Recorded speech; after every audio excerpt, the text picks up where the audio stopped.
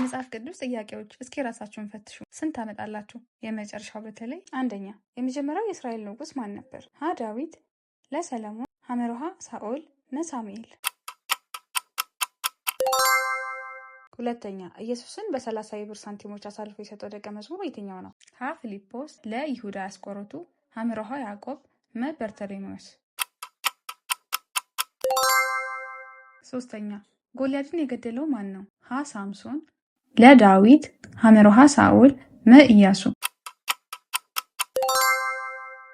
አራተኛ፣ በጥፋት ውሃ ወቅት መርከቡን የሰራው ማን ነው?